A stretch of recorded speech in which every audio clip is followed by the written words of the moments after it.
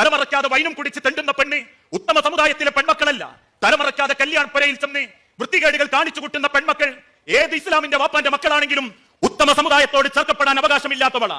പകലന്തിയോളം കഷ്ടപ്പെട്ട് ചോര നീരാക്കി ഒരായുസ് മുഴുവൻ മക്കൾക്ക് വേണ്ടി സങ്കടപ്പെട്ടിട്ടും അവസാനം കൂടെ പഠിക്കുന്നവന്റെ മോഹവലയത്തിൽപ്പെട്ട് പെറ്റുമാനെയും വാപ്പാനെയും അപമാനിക്കുന്നവർ ഉത്തമ സമുദായത്തിലെ പെൺമക്കളാണെന്ന് ആരാ ഉമ്മത്തെ ഈ സമുദായത്തെ പഠിപ്പിച്ചത്?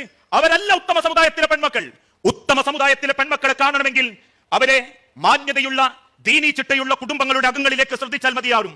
അത്തരത്തിലുള്ള പെൺമക്കൾക്ക് കൃത്യമായൊരു ലക്ഷ്യബോധം ഉണ്ടാകും.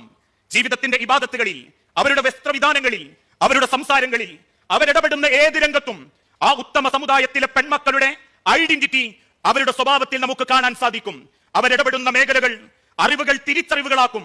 MBBS-ഉം MBA-യും തേടി നാടിൽ കൊള്ള ലാഭമെടുക്കുന്ന ഒരു കശാപ്പ് ശാലയിലെ ഡോക്ടറെയല്ല, തന്റെ മുൻപിൽ വന്നിരിക്കുന്ന സാധുക്കളെ പരിഗണിക്കുകയും ഉമ്മാന്റെ കൈപിടിച്ച് ആശ്വാസ വാക്കുകളും പറയുന്ന പല ഡോക്ടർമാരുടെയും മുഖത്ത് നോക്കി നമ്മൾ പറയാറില്ലേ, സൂക്കേട് മാറിയിട്ടില്ലെങ്കിലും ആ പെൺകുട്ടിന്റെ ഒരു ചോദ്യം, അവളുടെ ഒരു കൈപിടിച്ച സലാം പറച്ചിലും മതി മനസ്സിനൊരു കുളിര് വരാൻ എന്ന് പറയുന്ന പെൺമക്കളുണ്ട്.